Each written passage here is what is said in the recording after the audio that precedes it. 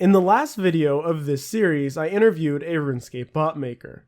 But not everybody that wants the easy way out bots. There's actually a big RuneScape black market for people to legitly train your account.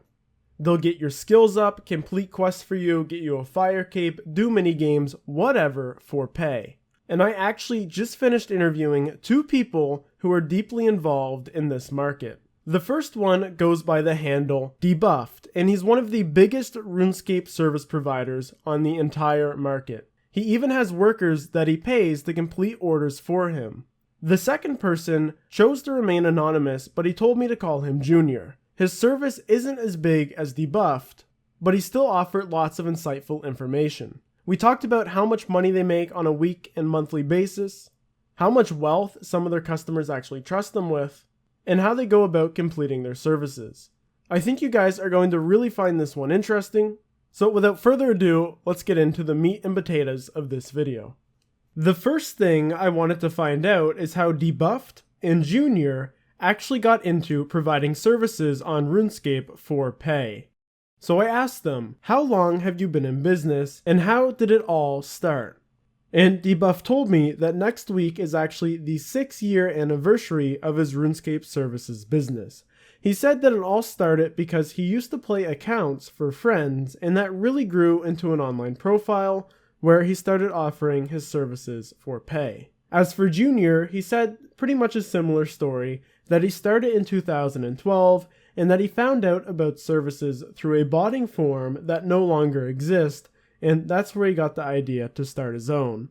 It's important to note here how long they've actually been doing these services. 6 years is a fairly long time, and as we'll talk about later, the services black market is very competitive. There's a lot of people trying to do it, so for them to have been at it so long really means that they're established, and it helps them get customers and make the amount of money that they're actually making. The next thing I wanted to know is, what type of services are Debuffed and Junior actually providing? And they both told me pretty much the same thing, that nowadays they'll do anything that a customer comes to them with, but typically that is either skilling content or questing content. However, there's the odd customer that wants like a mini game done or like a fire cape or something, and they'll take that opportunity too. One of the things that shocked me is that people would actually trust them to go onto their accounts, to trust them with their bank pins and authenticators. So I wanted to know why they trusted them, and I also want to hear about how much they've been trusted with in the past. And so Debuff told me really it's a matter of reputation on the different forums that he offers his services. Debuffed has over 1,500 verified sales on these different forums. And these different forums have scam report sections, so if he was to scam somebody, it would be reported fairly quickly, and Debuffed would actually be banned from the forum. So even though it's a black market that offers things that violate RuneScape terms of service, they're still holding integrity within their own member group. You have to be a legit person to operate a service on there. Along with that, Debuffed is also a donator to the forum. I think he's donated $100, so he does have something to lose if his account is actually banned. It just gives him more trust.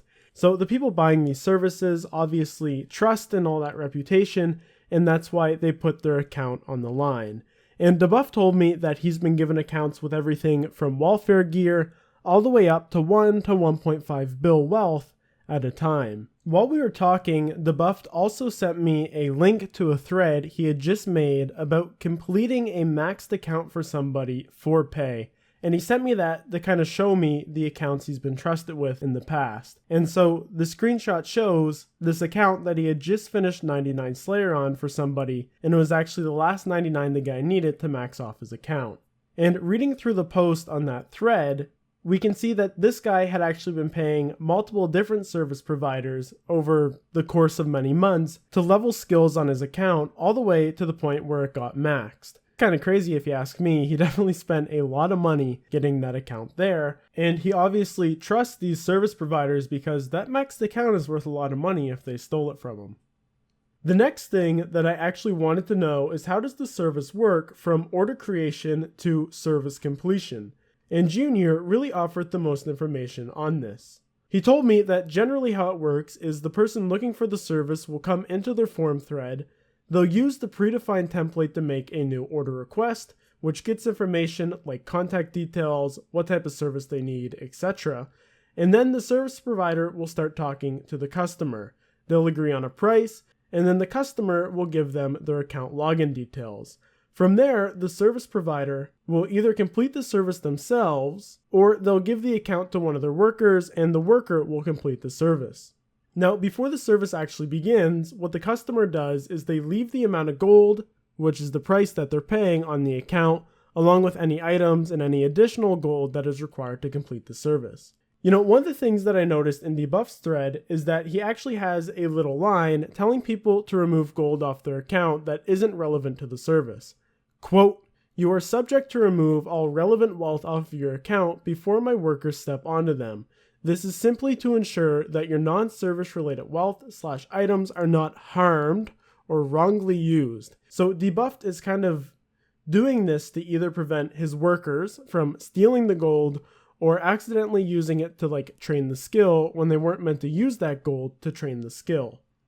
And I think this is really important for DeBuff because obviously these workers are a risk for him. Junior told me that if a worker happens to scam a user, the person that actually runs that service is at fault, even if it was his worker that scammed them. So they're responsible for their workers' actions, and it looks like DeBuff is taking cautions to make sure that he doesn't run into any big trouble because of that. What immediately struck me is that he was talking about workers. Thoughts raced through my head like, are these workers coming to a physical location in real life and you're sitting down and doing these services together? Or are you employing them from some poverty-stricken country overseas? Are you paying them an hourly wage? How does that work exactly? So I asked him and he said, no, it's not what you think. Actually, what he does is he has this service hiring thread on the same website that he offers his services. People come to him, they basically take on a contract to do work. And DeBuff actually offers 2 different contracts for these potential workers. The first one requires a deposit of 200 to 250 million old school RuneScape GP. And DeBuff told me that is to ensure if they scam anybody, he's able to pay them back whatever they lost. And it also says that deposit is fully refundable if the worker ever wants to leave. Another one of his requirements is that the worker must provide a valid ID for confirmation of protection. And that really just blows my mind. DeBuff actually does have 3 workers that do these services for him, and for them to have sent a picture of their ID just to some random guy on the internet on a RuneScape black market forum of all things blows my mind. I think that's very sketchy, and I would like to know your opinions about that in the comment section below. And the last thing the contract states is the split that they actually get. So it's an 80-20 split, meaning that the worker gets to keep 80% of whatever the customer paid for the service, and that other 20% goes directly to DeBuff. Now, what DeBuff did is he created a second contract that will actually allow the worker to keep even more of that split, but it has a bit of a different stipulation.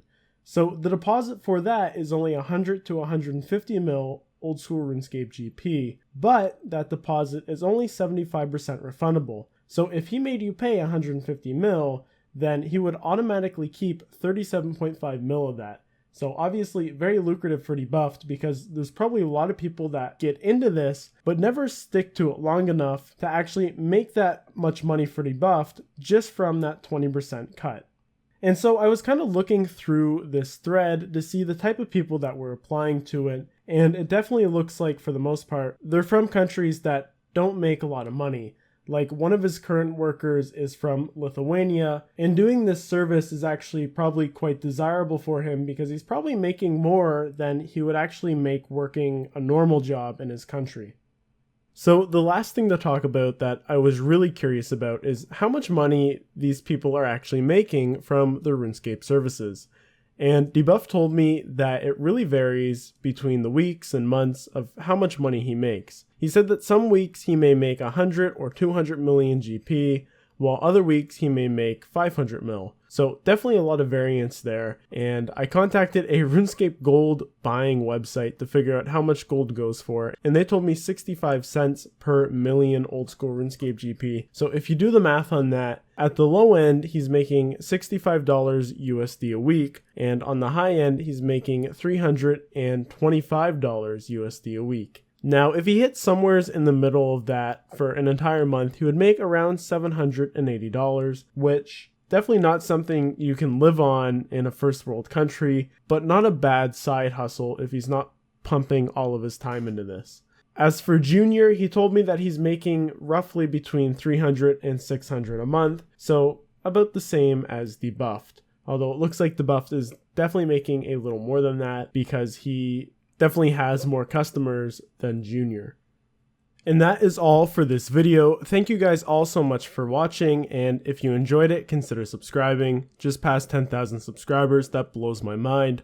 Also, if you're somebody that does some sort of sketchy thing in the RuneScape community, add my Discord, it's on screen now. I would love to talk with you. Until next time guys, love, peace, and chicken grease.